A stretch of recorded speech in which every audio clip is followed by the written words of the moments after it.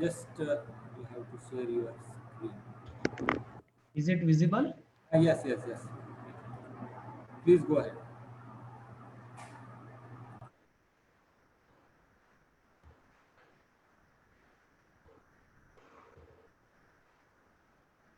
Voice is clear, Ashish. Yes, yes. Yeah, so good afternoon, everybody on the platform. So wish you all a very happy World Food Day. So I guess this is the last webinar of the series, right, Ashish?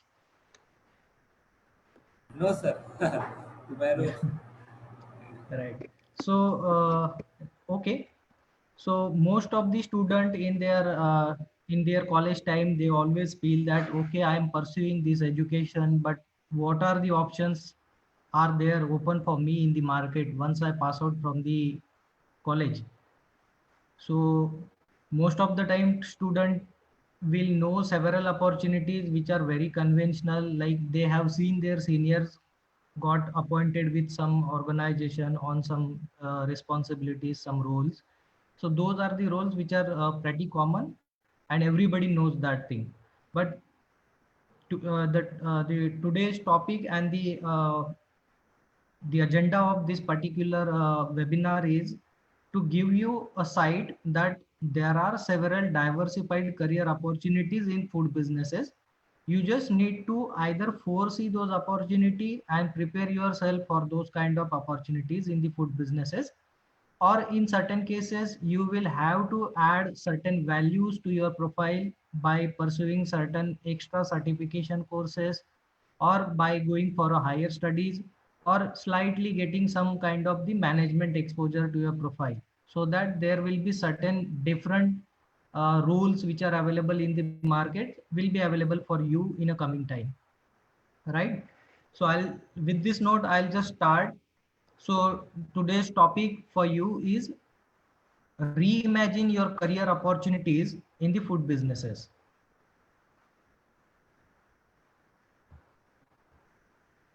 So the schema of the presentation, like what all things I'm going to discuss with you. Ashish, you can just interrupt me if the slide is not changing at your side and I'm talking on the next slide.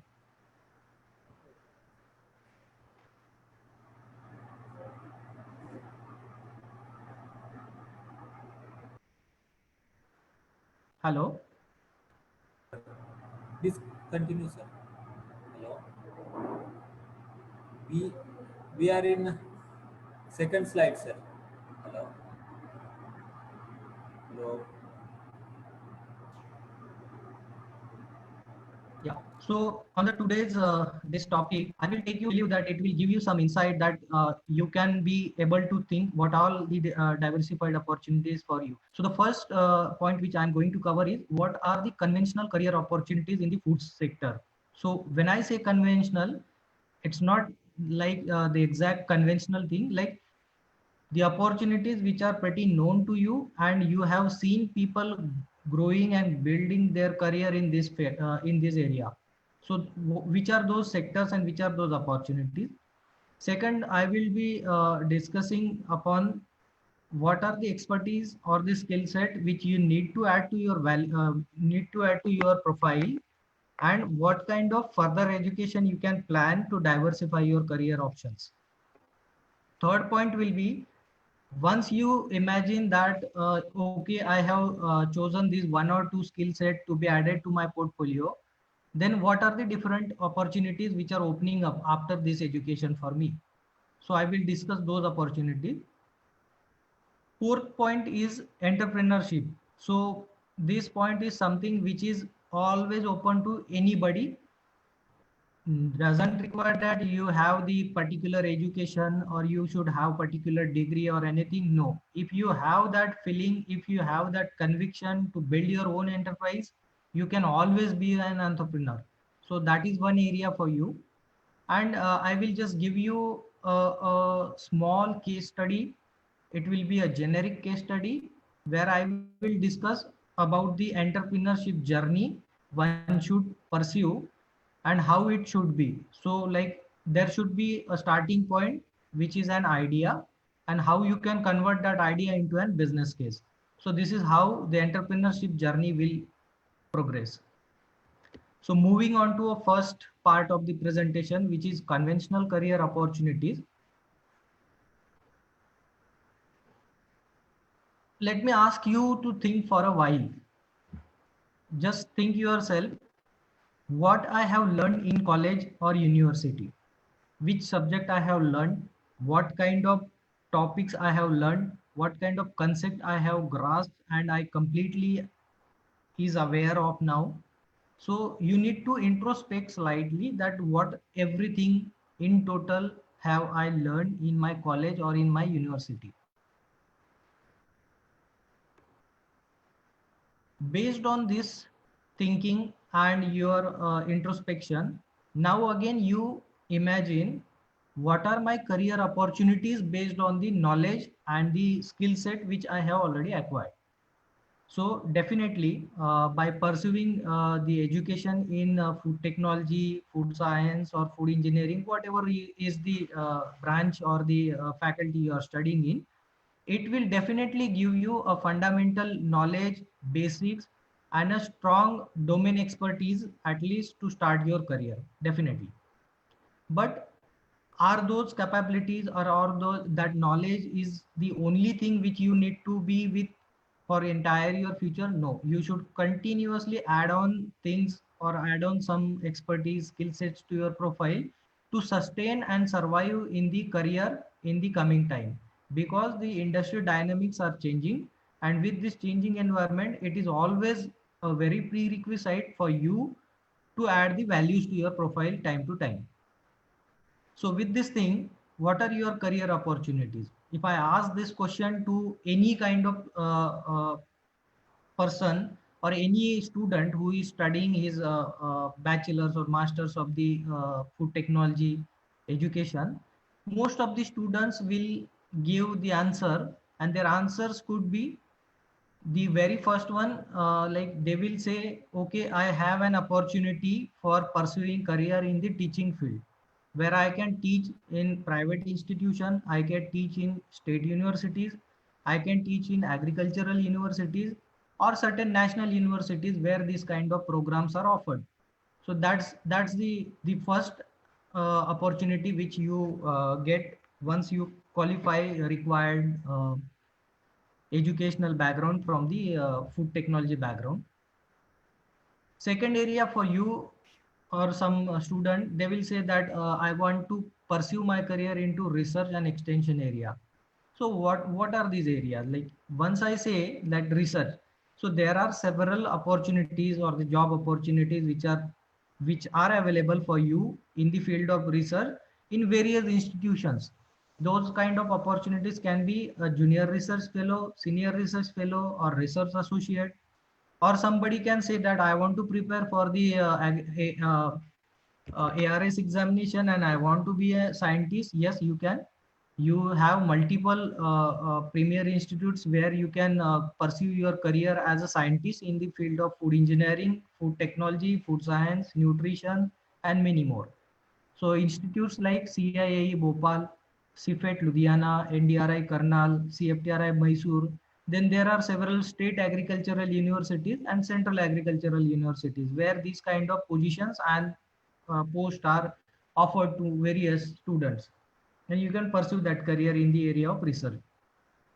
When it comes to extension, there is something called subject matter specialist, is a position which is kind of you can say research come extension area where you can pursue your career in Krishi Vigyan Kendras under ICR scheme. There are certain government sector jobs like FSSAI, which is apex level body for India in terms of food safety and standards authority. Then Bureau of Indian Standards, Food and Drug Administration. These are some government agencies where you can pursue your career. It right starts from the officer or the executive levels, and it can go up to like you can progress over the period of time. Third area is industrial job. So what kind of roles are available? Usually people will tell that, okay, I will pursue my career in research and development. Somebody will say, I will pursue my career in quality assurance. Somebody will say in quality assurance or quality control, then production, food safety, or the procurement. So these are the jobs which more or less every student is aware of, that once I get education in this area, in the food industry, I will be qualified for getting hired for these kind of profiles. When I talk about industries, the food sector is predominantly broadly categorized into several blocks. Like any kind of biscuits or cookies or anything comes under bakery, and several chocolates and candies and other things comes under the confectionery. Then something called snack food. Staples is something where all your pulses and this thing comes.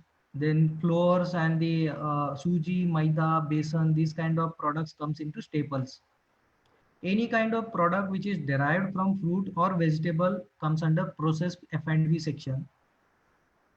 Milk and its derivative into dairy, and anything which is of origin from animal comes under animal products. Then the spices, condiment, ready to eat, ready to cook, then functional foods and several other foods. So these are the industry where you can find such roles and you can get employed with. The fourth area is entrepreneurship. So this is the area where again you have several options. Entrepreneurship, basically you are doing it for your own. So you are the owner of your business, and whatever you are doing for yourself. So that is the one area. At the same time, whenever you are doing things for your own, you are creating the employment for some others. So that's the fundamental of entrepreneurship. There are certain ways of doing business on your own. You can, if you want to manufacture some product and sell, you can do on your own. You can manufacture it for yourself. Or if you do not have the setup to manufacture, you do not have that money to invest into business, you can get it manufactured from somebody else who has the manufacturing setup. So that's called toll manufacturing. Third point is something where you have no interest either in investing into a manufacturing infrastructure, or you do not have the sufficient budgets to invest into the manufacturing setup. So where that kind of scenario comes, you can choose trading option. So you will buy from some entity and you will sell to some entity. So that's called trading. Franchising is something somebody else has already established the entire business, branding, customer base, everything. You are just getting the franchise for that particular business and you are running it. And the last point in the entrepreneurship can be the import export. So you can either import some material from some other country which are not available in India, and then you can sell it in Indian market, or you can export the surplus production from India to the export market. So where you can sell it into international market. So these are the opportunities which are pretty known to everybody. So we'll move to the next part. What shall I do extra to diversify my career? So earlier, whatever we have discussed, those all are the opportunities or the roles or the things which you have already known about. You know that once I passed out from the university or college, I will get this kind of job. You know that. But there are certain things which you can definitely do to diversify your career. So you need to add on some value. You need to add on some educational background to your profile, and then you can pursue those opportunities. So what are those extra things which you need to do? So I'll say you need to add value to your profile by pursuing at least one specialty, or at least one expertise, or at least one further education which will give you that diversification opportunity. That's why I written it as a +1. You need to add something to your profile. So what is that? So first, I'll say you can enroll yourself for the lead auditor course. Once you become the once you qualify that lead auditor examination and you become the audit, you have the opportunities like you can become an internal auditor for the organization, you can become a certification auditor for the organization, right? So when I say certification auditor, there are multiple certifications food industry seeks. So basically, if some industry is based out of India and they are doing their business in India, they will have to have FSSAI compliances implemented across operations. So they will have to register for FSSAI and they will have to get their facility audited by FSSAI. If somebody is doing some business and they are exporting their product to say European nations, then British Retail Consortium, they have to have the BRC certification. ISO is pretty generic, but again in ISO 22000 is the system which is food safety management system. Usually people again recognize as a worldwide standard. Halal is basically a certification system. Mostly you will require if you are selling your product into a country which is a Muslim country, or your customer who are in turn then selling their product to a Muslim population. So you need to maintain the halal compliances for them. Similarly, kosher for Jews and etc. Second expertise or the skill set which you can add to your profile is project management. So there are certain very good institutions in India who provide the certifications for project management, or in fact full fledged education or the degree program in the project management field. So that kind of education you can pursue. Management studies is obviously an area where you can completely diversify or you can completely back up your domain expertise uh, in the field of the management.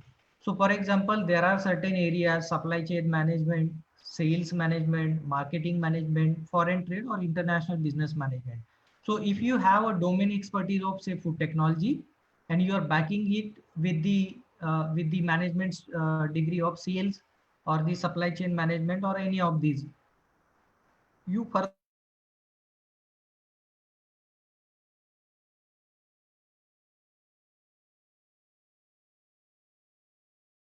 opens up the opportunity sector.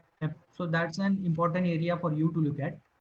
As I told you that time to time market requirements change. There are many hello Ashish. Hello. Yes. We Yeah, can is hear it you, sir. going well? Yes, yes, sir.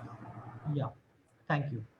So time to time, there are many market requirements which are emerging, and there are certain things which were not at all relevant in our market some 5 years back. But today, it's your bread and butter. So it's like you have to have those kind of skill set in your profile if you want to sustain and if you want to grow to a great levels. So certain high market value or high impact courses which currently are trending: data sciences and data analytics, digital initiatives across value chain, and the blockchain technology. Then you will say, what are these courses and how it is related to food technology? Let me tell you, when it comes to a business or when it comes to a technology, everything becomes relevant. If by any chance or by any logic you can improve your business, you should pursue that particular area. So data science is the need of time where you can definitely completely churn out the data on your competition. Who are the sellers? What are they selling? In what market they are selling? What price range they are offering?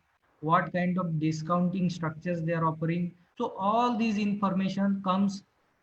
There are some sources of information which you can seek and you can retrieve the information from those sources, but analyzing it in a proper way and getting something a very fruitful in outcome from that particular data is a skill, is a science. So that is something covered in these kind of courses. Blockchain technology is something which was initially developed for the cryptocurrencies, but this technology is something which gives you 100% trust factor. It do not gives a right to alter information to anybody. So that's the beauty of this technology, which has found the applications in foods while maintaining 100% traceability of your product. right across the supply chain. So those are the relevance, and those are the, see, there is something you are doing very different from the market or the peer group, and that is why you will get the rewards very different from your peer group. So these are the courses, or these are the areas, if you expertise, you will certainly get something very good in the market.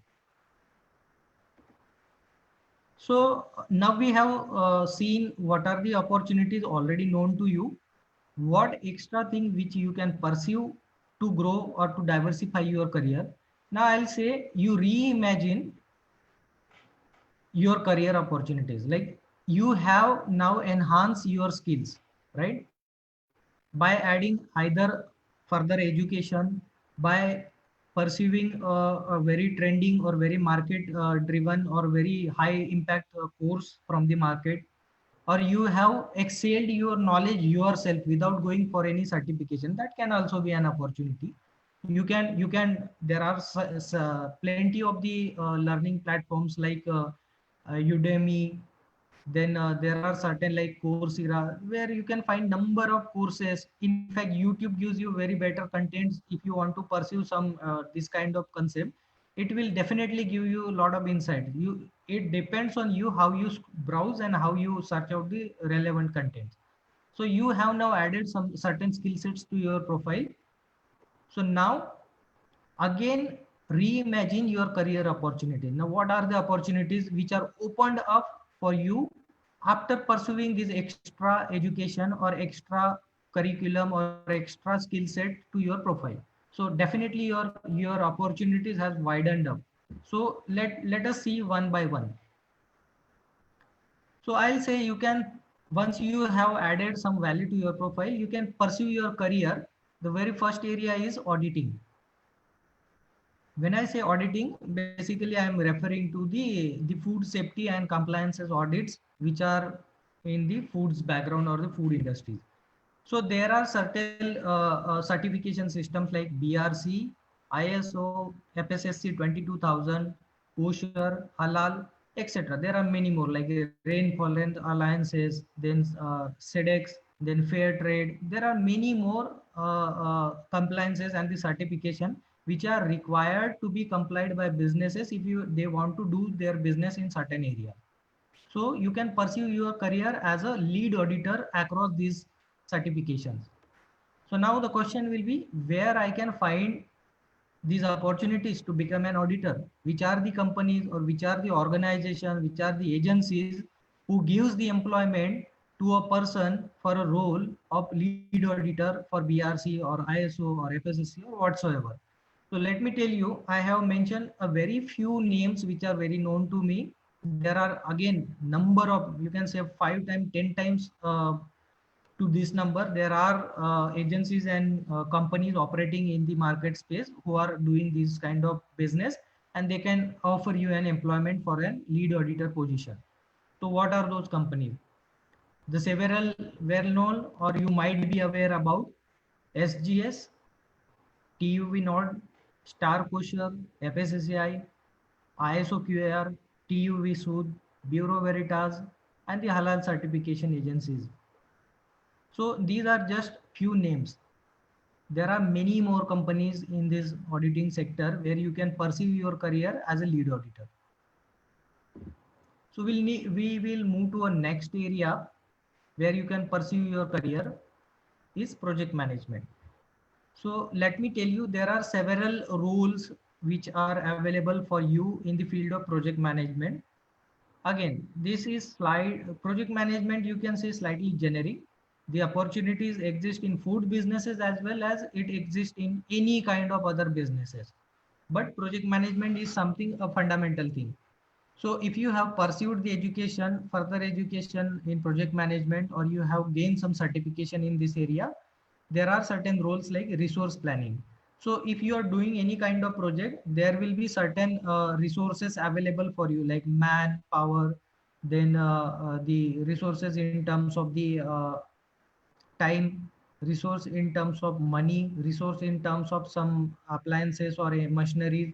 So you need to always optimize your resources to get the maximum output. That's the role of the resource planner. So that role you can pursue. change management. For example, your project has a total time frame of 100 days, and there are 100 activities to be done in that 100 days. Say you have around some, you have at the time of the project, you have assumed some assumptions, or your timelines were based on certain assumptions, and now you have already completed 30% of your project.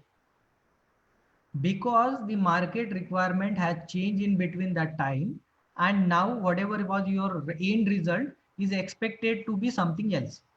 So there is a change required. So will you say that I have started my project and I want to do this thing, I will do it, no worries if market need it or market do not need it, right? So it is not the case. You always have to see your project from a perspective of market, whether it is giving me returns in the market or not. So if there is a change required, yes, it is required, you have to do it.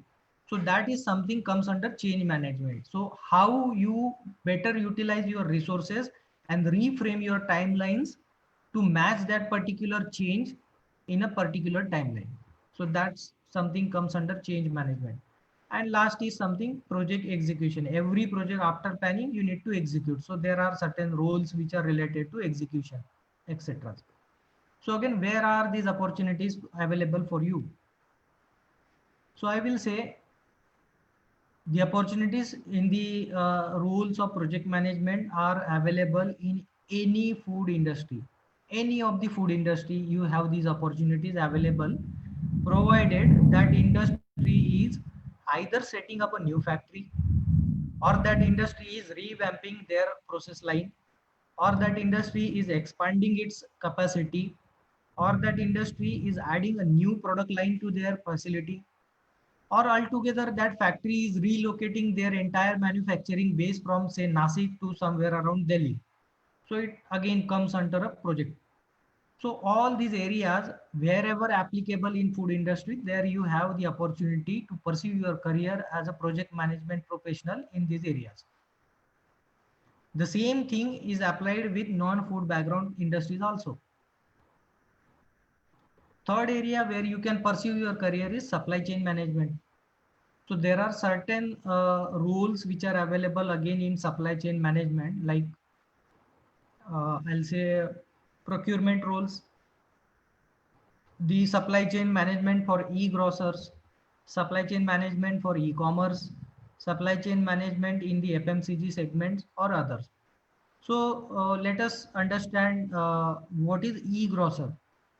So companies or the agencies which are operating and servicing the requirement of the grocery items, anything which comes in the grocery like staple, fruits, vegetable, whatever is your grocery item, if they are delivering through a internet platform, that company comes into e-grocer uh, classification. E-commerce is again a similar kind of thing, but here in e-commerce, apart from the grocery, there can be some other appliances also. Say for example, I'll say Big Basket is a perfect example of e-grocer, but Amazon, despite of supplying grocery item, they are a kind of e-commerce player because they supply electric appliances, furniture, clothing, everything. So now again, where are the opportunities for you to pursue your career in these roles when it comes into a field of supply chain management? So there are several.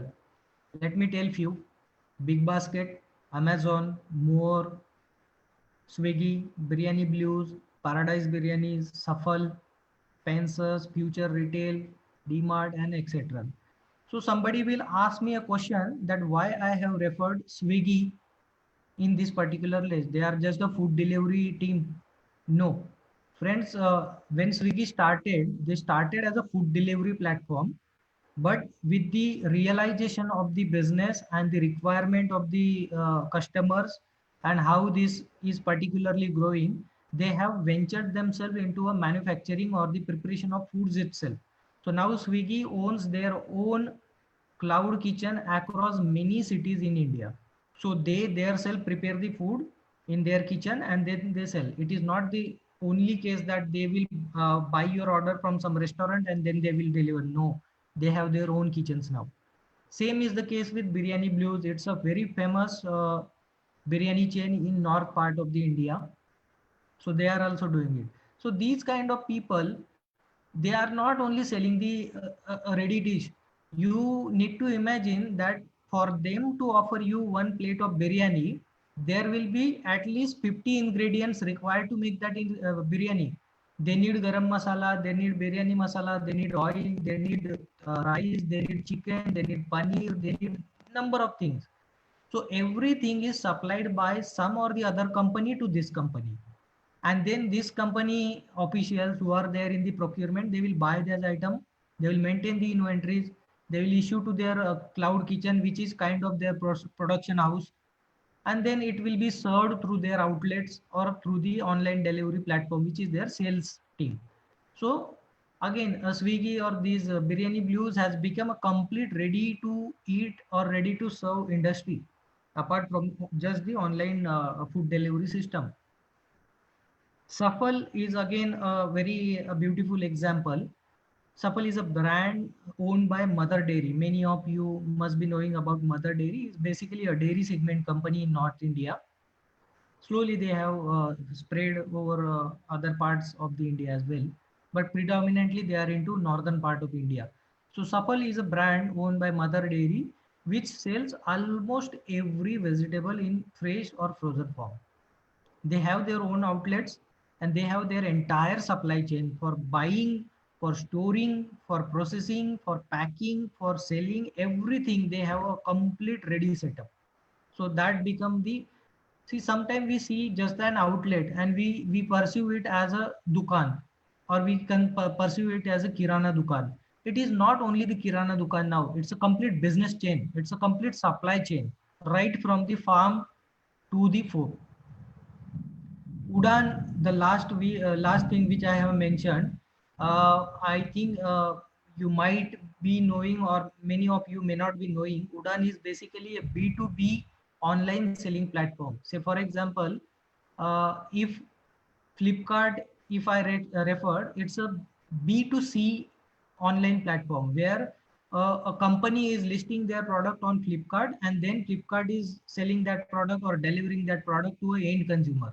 Where Udan is a company who is a B2B online platform where one company lists their product on Udan to sell to the another company, not to the individual. So these kind of many options which are available in the markets, and you can pursue your career in these fields. So if you have noticed in my last 2 or 3 slides, I have specifically mentioned the companies or certain different companies which are slightly different than the conventionally known company, or the companies which are not like, if you say foods, anybody will know Nestle, anybody will know ITC, anybody will know Britannia, Parle, Unilever. Everybody knows this company because those are the companies who are selling the end product like biscuit, cookie, chocolates, or paste, or any kind of thing which we are using from our childhood. Perhaps our parents are also using the products from these companies. So those are anyway known to you. I'm just showing you the companies or the organizations which are new, which are slightly different in the model, or which are having a different expertise or a different offering for you to pursue your careers. So next area I'll talk about the sales and marketing, where you can pursue your career. Again, in the field of sales and marketing, there are several areas, like you can pursue your career for the techno-commercial sales. You can pursue your education in application development sales. You can pursue your career in project-based sales, services sales, commodity exchanges, brand management, and many more. So I will tell you one by one with example where you will find the roles for these kind of career paths. Like the first one, techno-commercial sales. The classic example I will refer to company like Ecolab, Sealed Air, Diversey. These are the companies who are basically engaged into selling of the hygiene chemicals, food hygiene chemicals, personal hygiene chemicals, packaging materials, and the machineries related to use of these personal hygiene or the food hygiene chemicals in your home, hotel, restaurant, industry, airport, everywhere. So these are the companies which definitely for selling their product, one must have the sales background. One must have the understanding of how sales happen. One must have the business background. At the same time, it gives them tremendous traction and tremendous weightage if the person is having a background of food technology and then he has pursued the career into a business role. He has pursued the management education, because for them it becomes very easy, because their salesperson who is basically a domain expert of food technology understand their product and their offerings and their application very well compared to a normal business or the MBA graduate. So that gives them a cutting edge advantage for choosing a person who has a basic fundamental education in food technology and you can say a master's degree or any kind of sales professional degree from the management. Second example, application development sales. So for this particular area, I will mention there are n number of companies who are hiring the professionals for getting their sales done in the area of foods and ingredients. The companies like Kemin, who sells the food additives and the some functional component, VKL, who sells the seasonings and flavor, Ingredion, again specialty ingredients, ADM specialty ingredient, Firmenich, again the best in class flavors and seasonings. Geodan, again the best in class for known for the seasonings and flavors. Rocket, again for the ingredient. Jain Farm Fresh, again for the ingredients. Capricorn, again for the ingredient. Jain and Capricorn are basically for the fruits and vegetable ingredient. So these are the companies who definitely need a sales personnel who has the complete understanding of the food ingredients, food additives, food preservatives, or the flavors, seasonings, and their application into a food product. Say a food technologist who understand the flavor chemistry is a best person to sell a flavor to any kind of company. Say for example, PepsiCo is a company who buys, say for example, some kind of seasoning for making their Lays, and Geodan is suppose the supplier for that particular seasoning for PepsiCo. So it is very important for Geodan to hire or to get a person who knows or who has a complete understanding of the seasonings. And believe me, food technologies is the best person who has the understanding on the seasonings. And at the same time, if he has a management education like MBA in sales or marketing, he will be the best or the deadly combination for them to pitch their product to any kind of organization.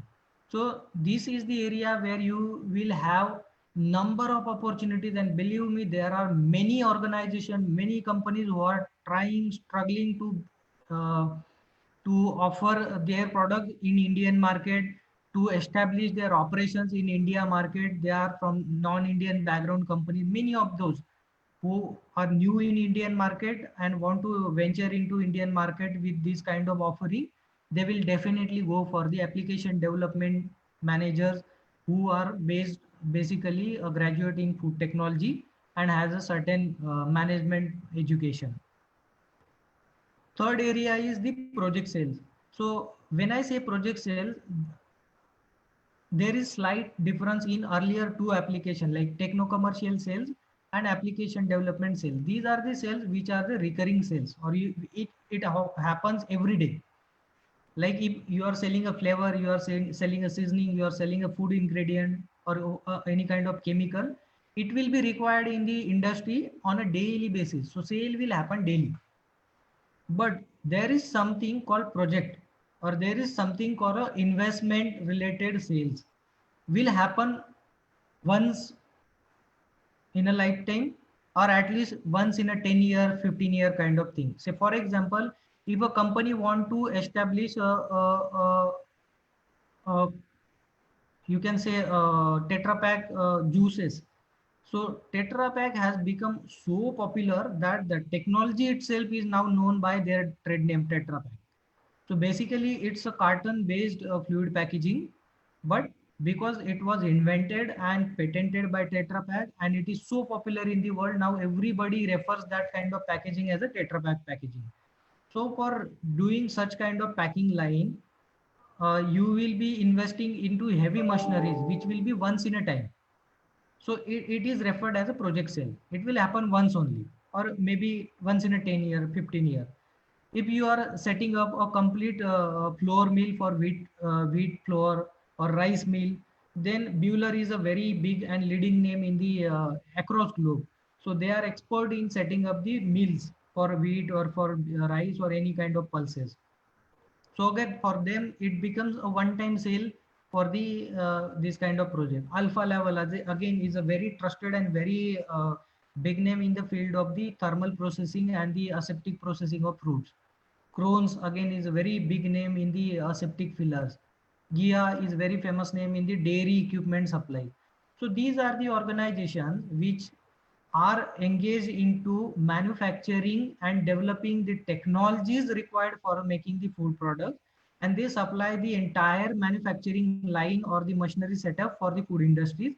For them, again, it is of very paramount importance that their sales force or the sales team should be of the food technology background, who will understand the characteristic of the product, who will understand the requirement of the customer, who will understand what customer is trying to make, in what budget, in what kind of parameters they are looking for their product to comply with. They will be the best person to give the technology to a customer. Next is something services sales. So Eurofins, SGS, these are the laboratories. They extend their services for the analysis of food products. So again, a person who knows what kind of test to be done for the food product, who knows what kind of the mandatory test to be done for the export of the food product in particular country, will will be a person from a food technology background. Definitely they know that this particular country need this regulation, this particular state, these parameters are required. So they can pursue their area, their interest and services into this kind of industries which are engaged into services sale. The last one is commodity exchange. This is nothing but national commodity exchange. It's just similar to the Sensex, where the money is traded or the shares of the companies are traded. NCDEX is a national commodity exchange for the commodities, where the commodities like rice, soybean, pulses, wheat, these kind of things are traded. So one can, if one has interest in exchange services, they can build their knowledge and expertise, and they can pursue their career in NCDEX. Next area of the I have already lost around 15 to 20 minutes in the start of the presentation. So I will have to slightly fast pace my presentation to cover everything. International business is the next area where you can pursue your career. And again, the international business can be, you can import from some other country and then sell in India. You can export from India to some other country and then sell, or you can take the franchisee of any foreign company in India. So these kind of roles you can pursue again where. So there are a number of organizations who are leading exporter of some or the other food product from India, and they are exporting their best in class product across globe. So there are number of organizations which I have mentioned here.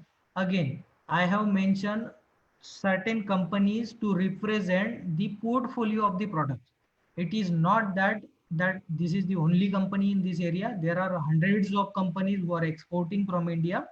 I have just mentioned some popular brands with different segment like Olam, ITC, and Olam, ITC. These are the companies who are engaged into export of the spices and the agricultural commodities. Jain Irrigation is engaged into export of onion, dehydrated onion, aseptic juices of the fruits. Simega, McCormick are the companies who are engaged into export of these seasonings. Tasty Bite is engaged into a ready to eat and ready to cook foods.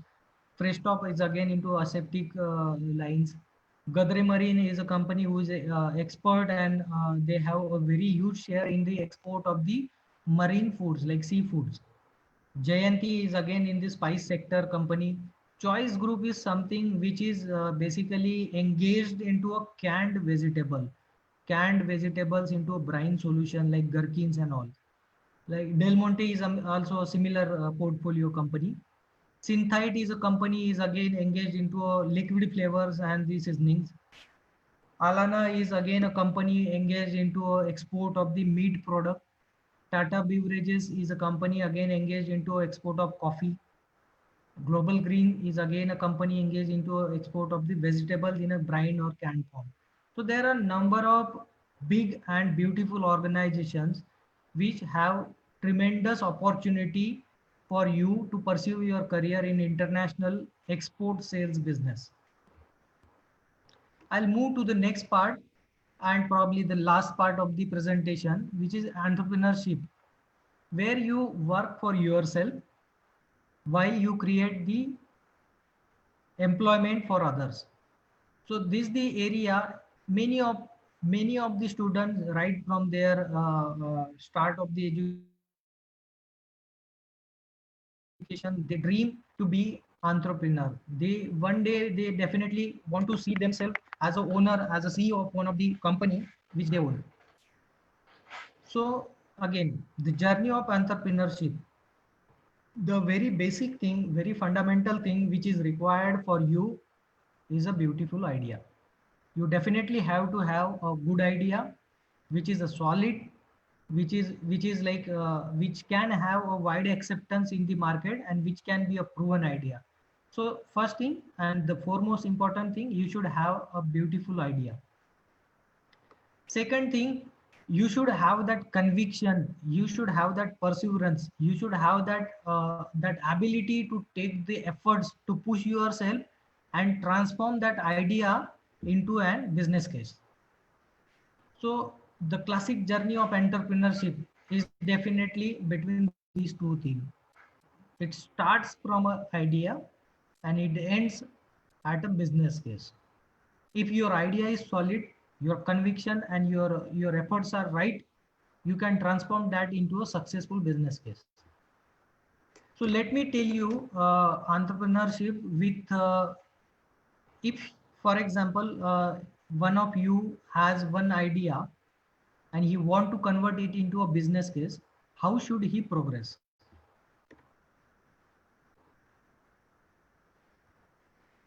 So so the very first thing, you should have an idea and you should ask several questions to yourself.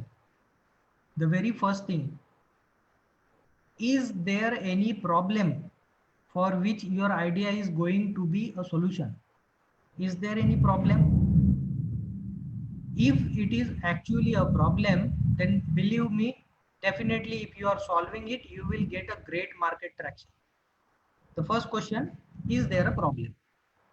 Second question, there are certain problems, but it is not required to solve each and every problem. There are certain problems which you cannot solve or are not even required to be solved. It's okay to have some problems, but there are certain problems which definitely need the solution and they need to be solved.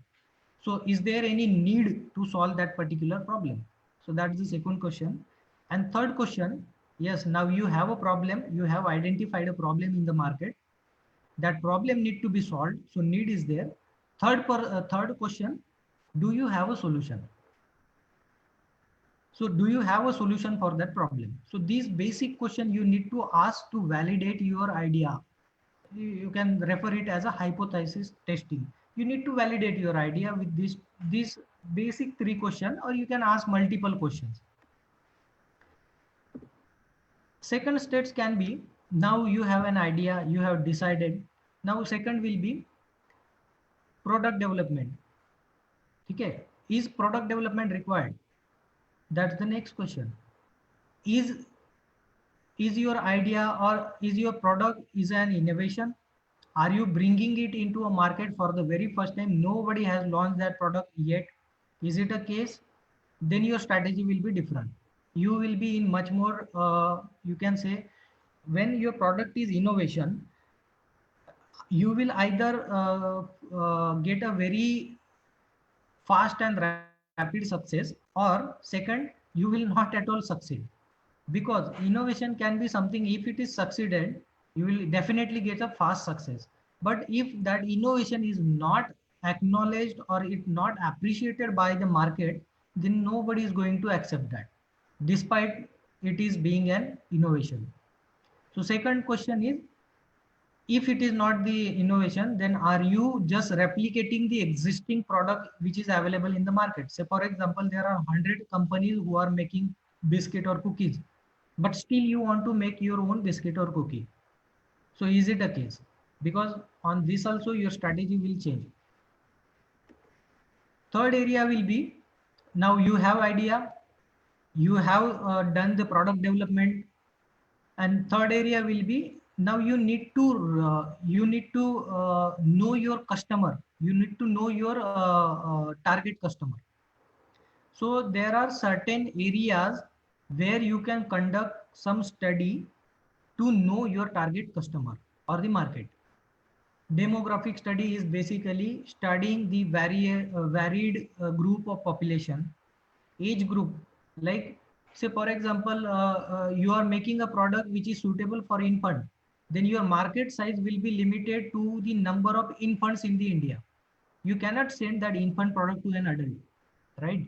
So you need to very well know what is the age groups which you are targeting with your product. Is it for the infant? Is it for the child? Is it for the youth? Is it for the elderly age people? So based on that particular age group, you will arrive at what is your market possibility or the market availability for you to sell this product. Third will be urban shift. So you know, there are certain social surveys conducted by many people or the organization in India. The I can say the this urban shift of the population is definitely an upward trend in India. So there every year there are several percentage of the rural people who are moving from rural part to the urban part. So if your particular product is suitable for the urban population, you also need to factor in the urban shifting of the population while estimating the market size. Because say for example, today 20%, I'm just giving an example, today 20 to 30% of the population lives in the urban area, but by next 10 years or 20 years, that population will grow by say another 20%. So your market size or your market basket is growing up with the time, so that you need to factor. Woman participation, if your product is something which is helping woman in kitchen, it is helping her to save her time, save her efforts, and give the desired output which she is expecting. So that is something you need to put it in your value proposition, and you need to pursue that, because day by day the percentage of the working woman in India is increasing. It's a very good and encouraging fact that women are day by day getting employed and they are pursuing their career. But at the same time, because she is the person who most of the cases she manages the house, cooking, everything, so it is of very help to her if your product is saving some time and efforts to the lady. So definitely you will gain traction for your product if your product is addressing that need. And last is disposable income. So with the growing time, the income levels of the people are increasing. People are earning more money compared to the 5 year, 10 year back time. So they have now surplus or slightly extra money left with them, which they can dispose for convenience. They can dispose for their enjoyment or anything. So if your product is something which ask the money from the disposable income, you need to factor out what is the disposable income at my target customer's pocket. Next area will be you need to conduct the consumer preference testing. So now you have idea, you have done the product development, you know your target customer. Now you need to conduct the consumer preference testing to understand whether your product is actually accepted by your target customer or the market or not. People are accepting that product in terms of quality, in terms of the value propositions which you are saying that my product will save you money, my product will give you greater yield, my product will give you convenience, my product will give you time saving. So is it a case that particular value proposition is accepted and cherished by your customer? That you need to test whether your customers are okay with the price which you are going to claim. At the time of consumer preference testing, you need to validate this thing that whether your target customer is accepting your product in terms of quality, value proposition or price. If they are expecting on all these parameters, you are good to go. You can launch your product and you can scale it up in the market. But if your product is not accepted on any one of these parameters, then you will definitely receive the feedback from the market or from your target audience that your product need to be improved on quality, your product need to be improved on the packaging, your product need to be improved on the price factor. So that feedback you need to take constructively, and that feedback you need to reflect into a change in your product. That is something called change management. So you need to now impart your learnings which are received through your consumer preference testing, and those learning you now need to implement again into your product development, and you need to redevelop your product to meet the consumer preference criteria. So now you have done your consumer preference testing and your product is accepted. What is the next step? So next step will be you need to know what is the market sizing and which are the competition which are going to oppose me to enter into a market, or what is the competition which I am going to face. So for example, you are selling a biscuit, you will be directly competing with Parle, Britannia, ITC, Anmol. There are n number of biscuit companies. You will be directly competing with those people. So you need to understand what is the market sizing and what is the competition, and based on that analysis you need to derive your strategies that if I want to beat or if I want to compete with Britannia, I cannot compete on this quality or the serviceability or onto a reach of the company, because Britannia has a vast and wide network, wide supply chain. You cannot beat that. So you need to be very competitive on price. At the same time, you need to be very economical or very beneficial for your channel partner. For example, the end retailer, the shop seller who is selling the biscuit, if Britannia is giving, assume Britannia is, I'm just giving an example, if Britannia is giving 10% of the margin to a retailer to sell their biscuit, if you are giving 15% of the margin to your retailer, there is a chance that retailer will try to pitch your product to the consumer because he is earning 5% extra income in selling your product compared to Britannia. So that kind of strategies you need to derive with market sizing and the competition analysis. So if you are launching your product in a domestic business space, there can be again two kind of markets. Are you selling business to business? So you as a company selling your product to another company, that is something called business to business selling. You as a company selling your product to a end customer, that is something called business to customer, B2C. Then you need to again know what is the sales and distribution model which you are going to follow. So for example, the big companies like big corporate, they will have a very strengthened supply chain and the distribution model. It will be starting from a company, then second level will be a wholesale service provider, WSP, then third will be a WD, wholesale distributor, and fourth will be a retailer, and fifth will be a end consumer. So by the time the product from a company or the factory reaches to an end consumer, it passes through total 4 channels. Every channel will ask for the margin share with you. Say for example, the company itself will earn around 10 to 15% margin.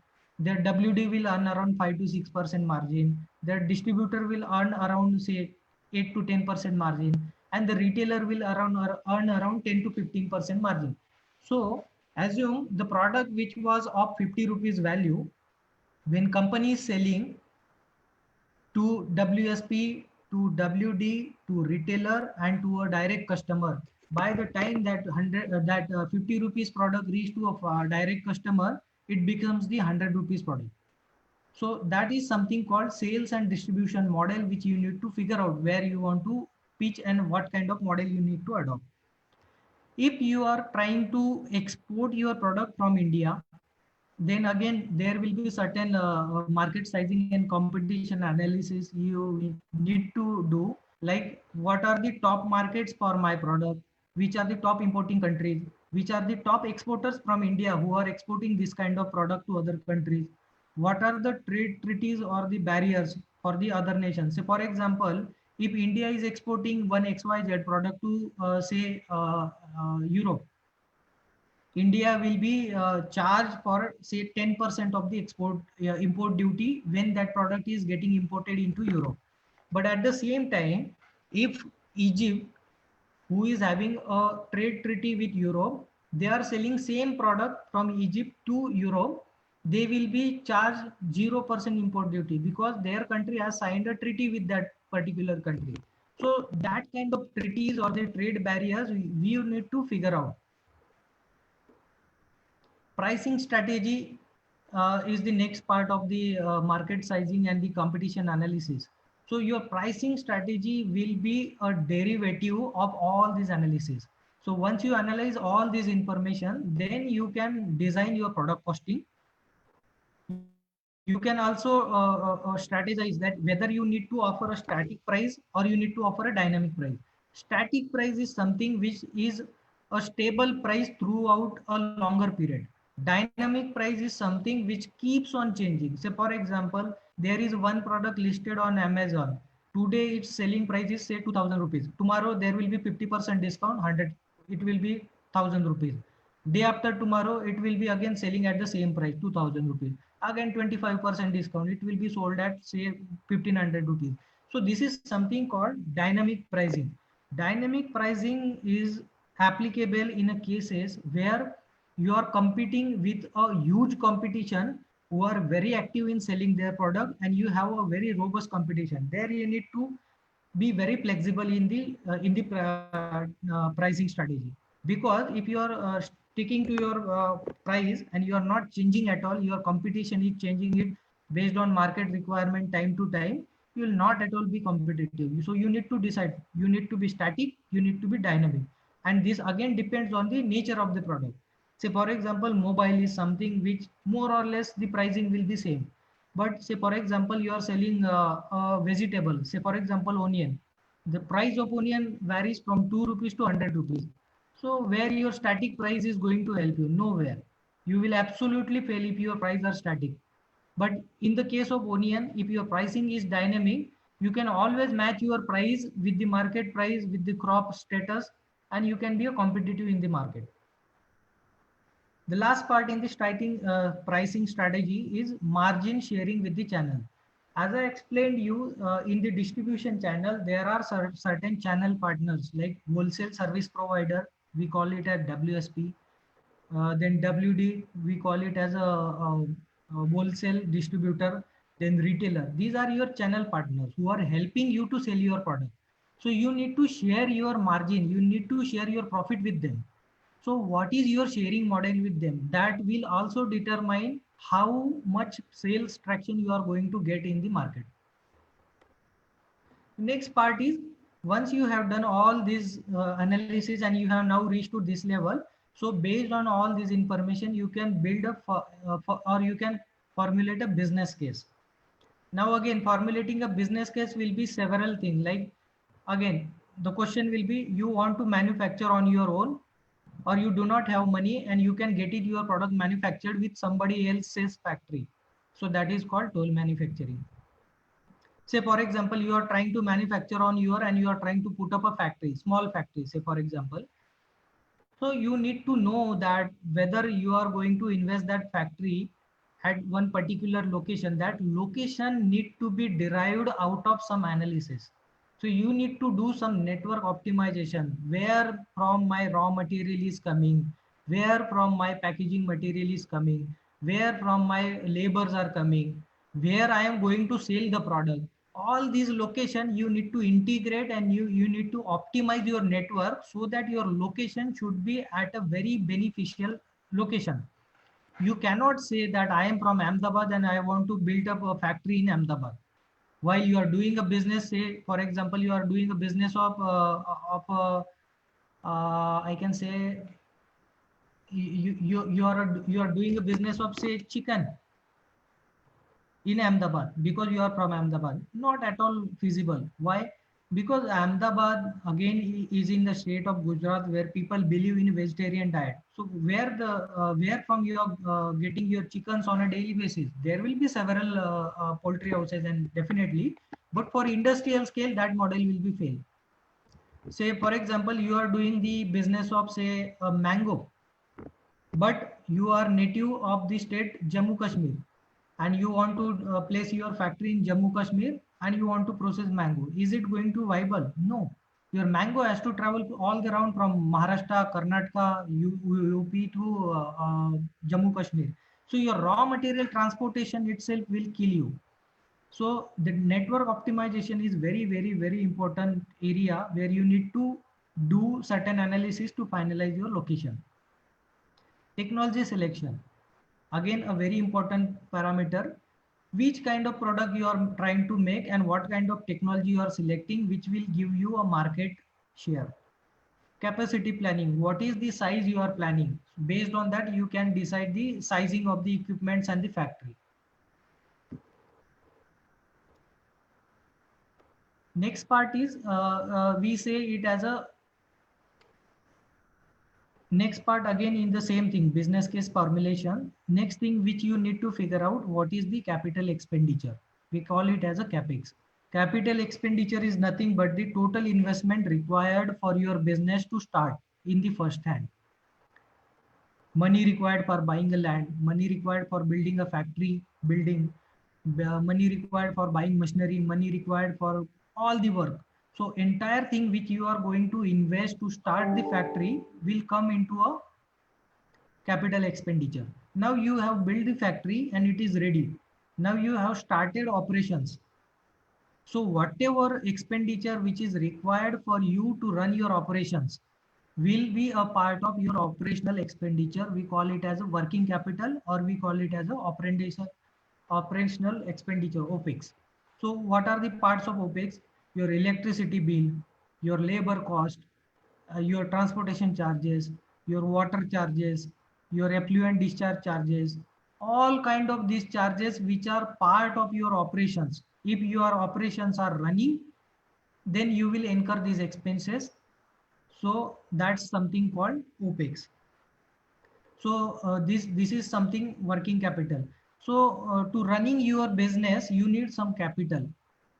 You need some capital for working. So what is the source of that money? Do you have sufficient money which will be enough for you to run your business? Then well and good. But if you do not have the working capital with you and you need to borrow, you need to take on loan that working capital from any kind of person or any kind of financial institution, then you need to figure out what is the source, what is the interest percentage which I am going to pay to that particular bank or financial institute as an interest. Say for example, you borrowed the working capital of say 10 lakh rupees at a cost of 15% annualized income return. So bank will definitely ask you that money back with an interest of 15%. But your business itself is not earning 15% of the margin. In 1 year time, your business will collapse. You will go into a bank ridden stage, right? Your assets will become NPA, non-performing assets. So you need to know what is your working capital source. So if you are getting money from bank at an interest of 15%, at any point of time, your profits should be better than 15% to you to survive. If your profits are below 15%, you are gone. So that you need to figure out. And basis all this thing, you need to then build a revenue model. Revenue model is what basically it comprises of several financial calculations, like what is your cash flow, what are the cost of raw material buying, packaging material buying, labor, salaries, electricity charge, water charge, all this incoming cash and outgoing cash. So all this constitutes a cash flow. And basis this cash flow, selling price, margins, profits, everything, you can prepare a financial projection for a year and for 5 years time. Once you prepare the financial projections, say for 3 to 5 years, because every project success is not counted on year one basis. Many of the businesses are not capable of earning their entire investment in first year or second year. You have to have some patience. You have to wait for some time when your investments will pay you back. So that period is something we refer it as a break even point or the internal rate of returns. So at what rate your investment are giving you returns. So you need to calculate this thing for you to analyze whether your business model is a failure or your business model is success. Next part is, once you have all this information with respect to the raw material sourcing, consumer survey, product testing, market sizing, competition analysis, working capital expenditure, everything, all this information you collate and you prepare a brief report, and we call that report as a detailed project report, which has everything which I have mentioned till now. So this detailed project report you need to submit to bank. If you are seeking some loan from the bank to establish your business, bank will ask you for the DPR. So you need to submit that DPR. You also need to submit this DPR to certain statutory bodies where you need to get certain permissions, like you need permission from Environment Board, you need permission from Electricity Board, you need permission from District Industry Center, you need permission from Ministry of Industries and Commerce. So many of the statutory bodies will ask you your DPR, project DPR, so that you need to submit. So up till now is the entire planning and the conceptualizing of idea into business case. Once you have done all these things, then you are ready to execute your project or your business case. So that's how an idea can be converted into a business case. It takes a lot of efforts, and it usually runs through these particular steps. There are certain statutory or the compliances which you need to comply at any given point in time. Whatever business you are trying to do in foods business, whatever you want to do, you definitely will have to do certain statutory compliances. What are those compliances? If you are doing any commercial activity, you first need to register your entity with Ministry of Industries and Commerce, or we call it as ROC, Registrar of Companies. You need to register your company or the entity. Second thing is, because you are dealing into a food segment, you need to get the approval, you need to get the license, and you need to get the your facility audited with FSSAI. If your business is manufacturing a product which is exported from India to some other countries, if you are exporting to Europe, you need to have BRC. If you are exporting it to some Jewish country, you need to have kosher certification. If you are exporting it to Muslim countries, you need to have the halal certification. If you are exporting it to USA, you need to have the US FDA. Likewise, there are many markets. If you are particularly addressing one market, you need to comply their statutory requirements and the certification. When you are starting your manufacturing operations in India, for sure you will have to get the clearance from EPCB. This is nothing but the Environment and Pollution Control Board of India. Because you are establishing the manufacturing facility and you will be required to have the electricity connection, before establishing itself, you need to have the consent to establish from the electricity board. Otherwise, you will not get the electricity for your organization. Next thing is something, because now you are engaged into a commercial activity, you have to register your business for the GST registration. If you are exporting from India, you need to have the IEC code, import export code. So that you need to have. There are certain government bodies where you need to register your business, and time to time you need to follow all their guidelines if you are following in particular category. For example, if you are doing a business related to spices, you need to register your business with Spice Board of India. If you are doing your business in the field of fruits and vegetable, you need to register. If you are doing export, you need to register your business with APIDA. It basically a process fruits and vegetables uh, authority of India, development authority. MPDA is required. MPDA registration is required for the companies who are engaged in buying, selling, processing of the seafoods.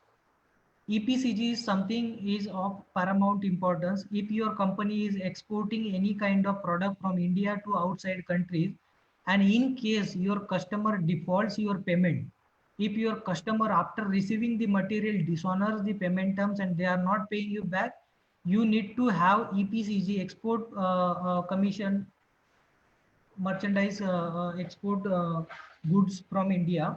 So the EPCG is a body who gives the assurance, who gives the confidence, and who fights with the particular customer or the country's authority to get your payment back. It is a kind of your insurance if you are selling your product overseas, exporting, etc. So such statutory compliances you need to mandatory follow and comply with. So I think that's it from the my side. So this is something which I just wanted to share with you. If you want to start your business on your own, and how should you convert your idea into a successful business case? What are the steps involved? How will be your journey? So this is how you can convert your business idea into a business case. So that's it from my side. Stay safe and keep your family safe. Thank you. Thank you so much, sir. Such a simple way you have elaborated all the points regarding to the food business, starting from this idea generation till that product reaches to the market. You have covered all the aspects and what are the certificates to be required to set up the plant if he or she want to start the food business. All the compliances or all the uh, rules or all the certificates, whatever the required, you have explained very neatly. I hope so. All the participants they have understood clearly from this presentation. So, thank you once again, Omkar Kolle sir, indeed, sparing your valuable time with us. And thank you, sir. Thank you for giving me an opportunity to interact with your students and the forum. I think there are several questions people usually have. They obviously many people have a dream of pursuing their business career, or they want to start their own business, but they struggle to understand